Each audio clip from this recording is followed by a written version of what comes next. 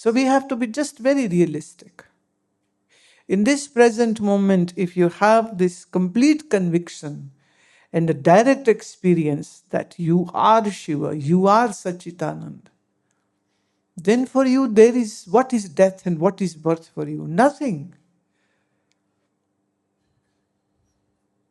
If my true existence is the truth, the ultimate truth, then what is death? Illusion. And what is birth? Illusion. And what is the body? Illusion. So why would anybody cry buckets for the illusion? And if somebody is crying, then this means that for that person it is not an illusion, it is a truth. And if it is a truth for you, then for sure you haven't realized your own true being.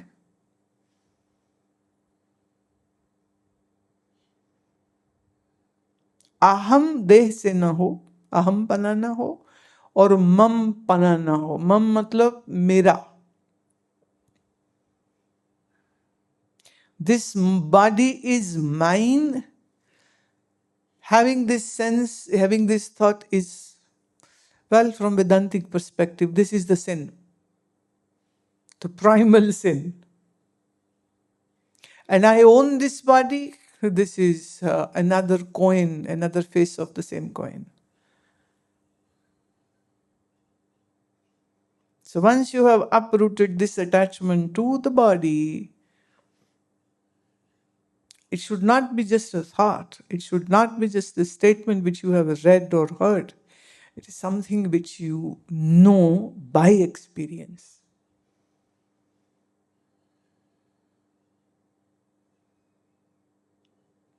रात सपने में इतनी दुनिया देखते हो, नींद खुल जाती है, वो सपने के सब मनुष्य जो तुम्हारी कल्पना से तुम्हें दिख रहे थे वो सब खत्म हो जाते हैं, तो सुबह उठ के क्या उन सब लोगों का शोक मनाते हो?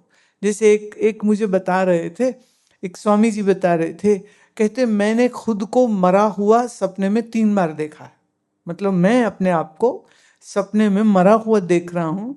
मेरी अंतिम यात्रा हो रही है, मेरी चिता पर मेरी शरीर चिता में जल रहा है और मेरे जितने गुरु भाई हैं और दूसरे सब लोग हैं वो आसपास खड़े हैं और बड़े दुखी और शोक कर रहे हैं.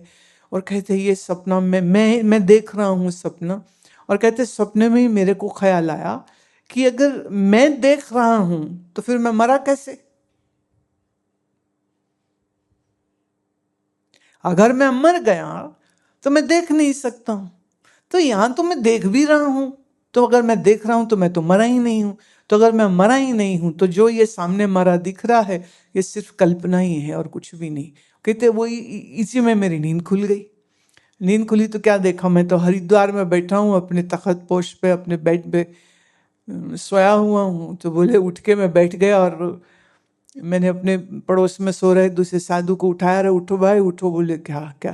बोले बड़ी खुशखबरी सुनाऊं. बोले रात को मैं वैसे मर गया था पर देखो मैं मरा ही नहीं. बोले क्या कह रहे हो तुम? कह रहे भाई अपने आप को ही मरा हुआ देखा. कहते और बड़ा मजा आया इस बात का, मैं ही मरा हूं, मैं ही देख रहा हूं.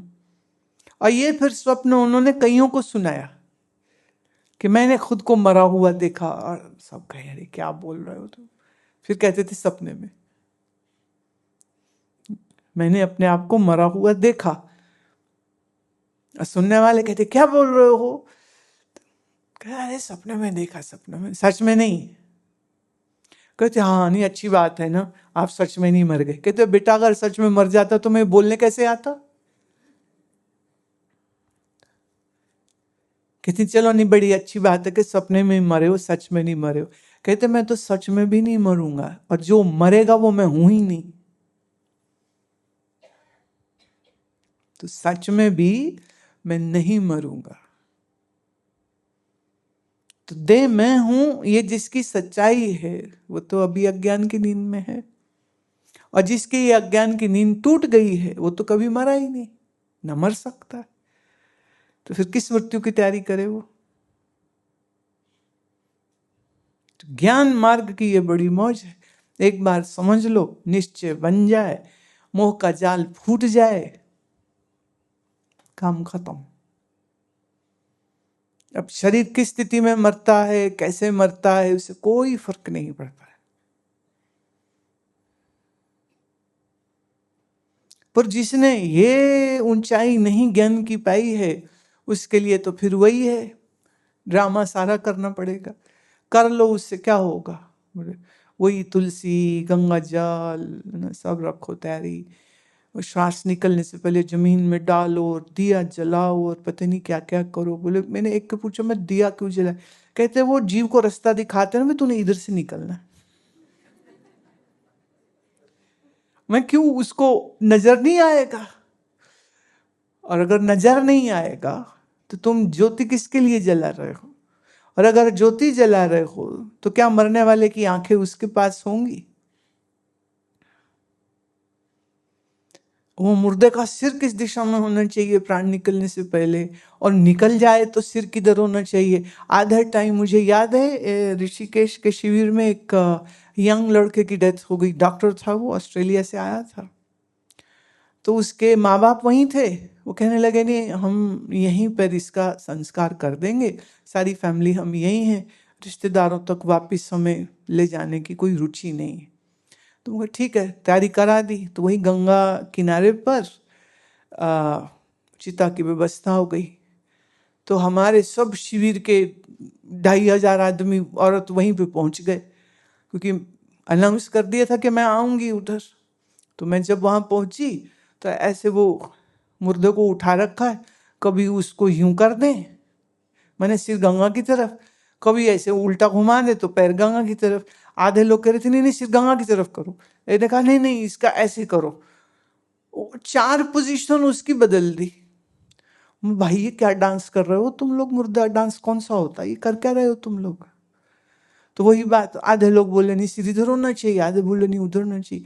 मैं देखो उसका प्राण निकल चुका, आप चाहे कहीं रख दो। वो पंडित जी एक आए थे, बुजुर्ग पंडित जी थे बेचारे, उनकी खुद की घंटी बजने वाली थी, मतलब हालत ऐसी थी। वो एक पाठ वो था, वो मंत्रों का एक किताब छोटी सी उनके हाथ में, वहीं से वो देख देख के पढ़े, और फिर अब ये करो, अब ये करो, अब ये करो, अब वो जो बोले वो उनके पिता और माँ वो सब कुछ किए चले जाए। फिर उन्होंने कहा अच्छा अब अग्नि दे दो, ऐसे कर दो, ऐसे करो, उन्होंने कर दिया। और जितनी जनता थी, माने वो ऐसे सब एक्सपीरियंस्ड एडवाइजर हो गए थे कि रोज ही जैसे मुर्दा फूक के ही आते, एक 1 पर डे। सब बोल ऐसा करो, ऐसा नहीं करो, ऐसा करो, ऐसा नहीं करो। फिर एक पॉइंट पे आकर मैंने कहा गेट आउट, सब निकलो यहाँ से, दूर जाओ, सब सब दूर हट जाओ।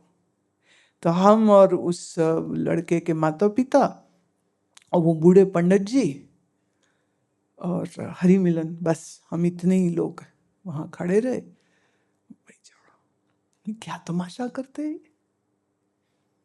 ऐसे नहीं करते, ऐसे करते, ऐसे नहीं करते, ऐसे करते, सब ज्ञान दे रहे उस समय पर। तो बेहतर ये होगा, जो काम आएगा ना वो अभी जन्मे हुए, मैंने जिंदा रहते हुए आप जो स्वयं के लिए कर सकते हैं वो कर लीजिए। हाईएस्ट वेदांत ज्ञान तो यही है। अब जिन्हें ये समझना आती हो तो तैयार रहो मुर्दा डांस करने के लिए। तुमने देखा ही होगा जब तुम्हारे रिश्तेदारों में कोई मर मरा जाता है तो क्या होता है। एक ने बोला मामा कहता है, क्या बोलते हैं, मकाना होगा। मैं वो क्या होता है? कहते वो जो फैमिली है वो जहाँ जहाँ उसके मतलब मौसी है, बुआ है, वो सबके घर जाए और वो फिर उसको खाना खिलाते हैं और पैसे देते हैं, फिर वो वापस आए, फिर वो वहाँ जाए, फिर पहवा जाए, फिर यहाँ जाए, फिर वहाँ जाए। मैं हद होगी, सारा प्रोग्राम खाने पीने का ही चलता रहता है। मेरा बाप या माँ मर गया, पैसे दो मुझे, मैं ऐसे बोलना पड़ता है? कहती नहीं नहीं वो अंडरस्टूड होता है। मैं तुमने करना है? कहते नहीं हमको ये सब नहीं करना। मत करो।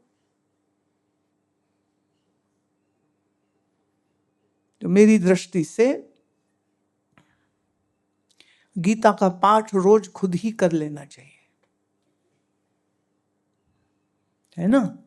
अपने हाथ से दान जो देना है खुद ही दे लेना चाहिए।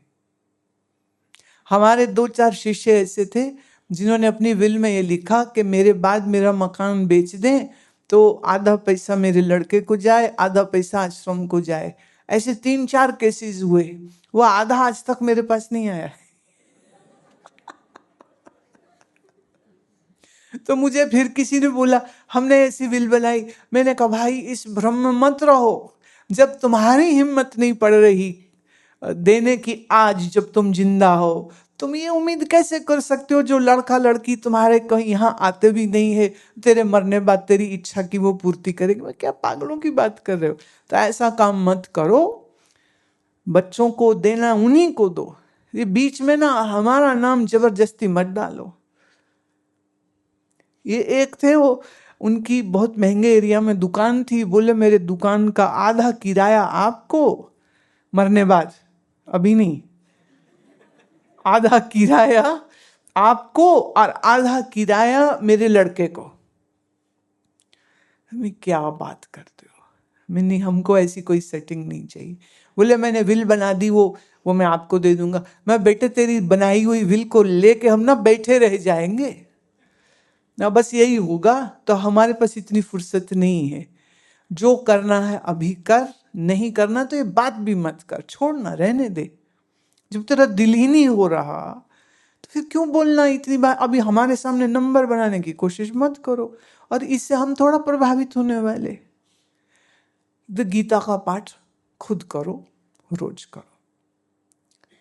अपना मंत्र जप खुद करो, रोज करो। ज्ञान चिंतन खुद करो, रोज करो। हर सुबह ऐसे ही जानो कि आज आखिरी दिन है, और बिस्तर पर जाओ रात सोने के लिए तो मान के चलो ये आखिरी रात होने वाली है। ऐसा कोई करता है नहीं वैसे।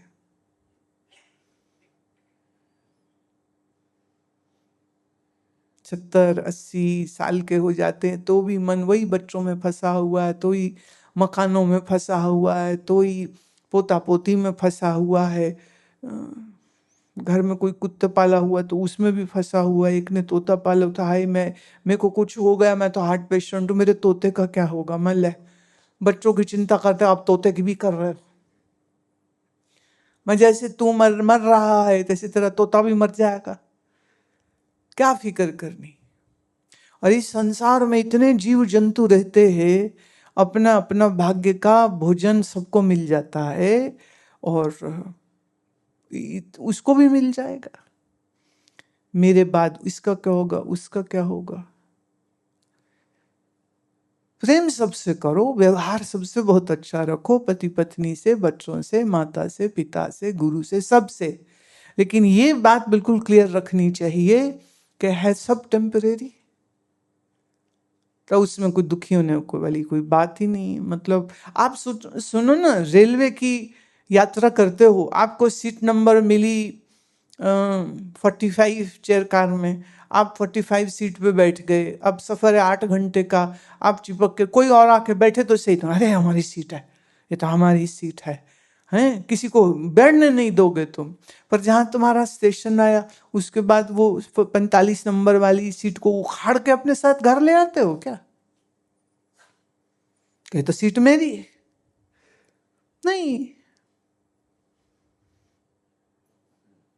जहां आपका स्टेशन आया वहां तुम ही उतरते हो, सीट नहीं ले जाते हो साथ में। हाँ, कई बेईमान लोग हैं, वो रेलवे में मिलती ना चद्दर, सिराना, तौलिया, और जहां आता है स्टेशन तो सब लपेट के। तो रेलवे वाले भी बड़े होशियार है, ठीक स्टेशन आने से पहले कलेक्ट करना शुरू कर देते, चद्दर दीजिए, सिराना दीजिए, तौलिया दीजिए, वापस दीजिए। और लोग फिर कई दफे एक स्टेशन पहले सामान लेके दूसरे डब्बे में चले गए, क्या गेम लड़ाते हैं। वो भी एक पीछे से उतर जाएगा, एक आगे से उतर जाएगा। वो पूछे ये कहाँ है? बोले हमें क्या पता कहाँ है। वो कहते अरे आपका पति तो था। नहीं, मुझे, मेरा थोड़ी था, मुझे क्या पता कौन था। इनकारी कर दिया, पति नहीं है मेरा, लड़का नहीं है मेरा, लड़का आगे भेज दिया अगले कंपार्टमेंट में, पति को पीछे भेज दिया, श्रीमती जी अकेली बैठी हैं। भाई 4 टिकटें थी, 3 तो रखो बिस्तरे, 1 कर देंगे वापस। बोले इतना नुकसान हमारा हो गया। तो बेईमानी तुम भारतीय रेलवे के साथ तो कर सकते हो, यमराज के साथ नहीं कर सकोगे ना, वहां बेईमानी नहीं चलती। चूंकि आपको यही नहीं मालूम ना कि श्वास निकलना कब है, वो फट से निकल ही जाता बस। फिर तो दूसरे ही देखते हैं अभी तो ठीक था, चाय पी रहा था, मर गया। अभी तो ठीक था, है सो रहा था, रात को 6 बजे सोए, सुबह उठे ही नहीं। बोले नहीं उठा, तो क्या हुआ था? बोले तो भगवान जाने क्या हुआ था। नेचुरली मर गया, कि हार्ट अटैक हो गया, कि स्ट्रोक हो गया, कि क्या हो गया। फिर बाद में तो यही होता क्या हो गया। कोई मरा, उन्होंने पूछा क्या हो गया, बोले मौत हो गई बस। मौत को होने के लिए कोई कारण नहीं चाहिए, मौत बस हो ही जाती है और वो होगी, कोई ना बचेगा। अरे बहुत सारे ऐसे टंटेबाज लोग हैं जो खुद को भगवान कहते हैं, माने शरीर से भगवान खुद को कहते, सारी जिंदगी अपने आप को पुजवाते हैं कि हम भगवान हैं, फिर ये भगवान भी मर जाते हैं और चेले कहते हैं वो अपने लोक को चले गए वापस। कितनी गप्पें चलती हैं। बोले हमारे गुरुजी ना आशीर्वाद से कैंसर ठीक कर देते, वो गुरु खुद कैंसर से मरा। मैं भाई वो कैंसर से कैसे मर गए? कहते चेलों का कैंसर खुद पे ले लिया उनने। मैं तो ये तो अच्छी बात नहीं करी, उनको जिंदा रहना चाहिए था ताकि बाकियों के कैंसर वो दूर कर सकते, खुद ही मर गए। अब तुम्हारा क्या हो गया अगर तुम्हें कैंसर हो गया तो? कहते अब उनकी फोटो के सामने हाथ जोड़ते हम बीमार हो जाएं तो ख्याल रखना। मान लो जो बेचारा अपना ख्याल नहीं रख सका, खुद ही उड़ गया, वो तुम्हें मौत से या बीमारी से कैसे बचाएगा? पर धर्म के नाम पे ऐसी ऐसी बेवकूफियां चलती हैं, ऐसी ऐसी बेवकूफियां चलती हैं। पंजाब में अभी सुनने में आया उन्होंने स्वर्ग के प्लॉट काटे, स्वर्ग में प्लॉट बुक कराओ, लोगों ने पैसे दिए, प्लॉट लिया है, छोटा लेना बड़ा वो भी है, सिंपल के डीलक्स के भगवान के बिल्कुल राइट हैंड पड़ोस में लेना है, देख सामने तुम्हारे भगवान का घर और तुम्हारा घर, लोगों ने पैसे दिए, प्लॉट खरीदा है। बेचने वालों की तो मतलब अकल में देख के हैरान हूं, मुझे लगता है इनको तो नोबेल प्राइज मिलना चाहिए फॉर इकोनॉमिक्स। स्वर्ग के प्लॉट काट के बेच दिए, मतलब यकीन नहीं आ रहा था। सुना था बहुत पहले, मैंने सुना था कि स्पेन में और कई जगह में मिशनरीज ने ऐसा किया था, तो लगता था ऐसे गप बात, ऐसे थोड़ी होता है। पंजाब में हुआ है, मेरे तो गले नहीं उतरती बात ये। माने कहाँ गई बुद्धि, कहाँ गई समझ। बाबा जी ने कैंसर ठीक कर दिया, बाबा जी ने ट्यूमर ठीक कर दिया, बाबा जी ने स्वर्ग में प्लॉट भी बेच दिया। धन्य है, ऐसा कॉलोनाइजर कौन होगा? कल्पना का स्वर्ग और कल्पना का प्लॉट और पैसे। हे भगवान, इससे बढ़िया धंधा और कोई नहीं हो सकता, इससे बढ़िया बिजनेस और कोई नहीं हो सकता। जन्म और मृत्यु का रहस्य को ठीक से समझने के लिए गुरुबाणी में बहुत अच्छे अच्छे अच्छे अच्छे शब्द है जहां मृत्यु के बारे में बड़ा अच्छा वर्णन दिया है। गुरु नानक देव की वाणी, गुरु अर्जन देव जी की वाणी, गुरु तेग बहादुर की वाणी, उसको पकड़ो, उसको सुनो, उसको समझो, पता चले क्या है मरना, क्या है जन्म, क्या है स्वर्ग, क्या है ईश्वर प्राप्ति। और चाहे तो आप भगवत गीता से समझो, चाहे तो आप उपनिषद से समझो। और मृत्यु को ठीक से जिसने समझ लिया उसको मृत्यु का कोई भय रह कहां जाता है। और जिसको मृत्यु का भय है मतलब अभी उसने अपने स्वरूप को न जाना है न समझा है। तो आत्मा को समझने पर ही अनात्मा के मोह भय और चिंता से मुक्ति होगी ना। अनात्मा मतलब जो है ही नहीं, आत्मा माने जो है, परमात्मा मतलब जो है। तो जब उसको जान लिया, बात खत्म हो जाती।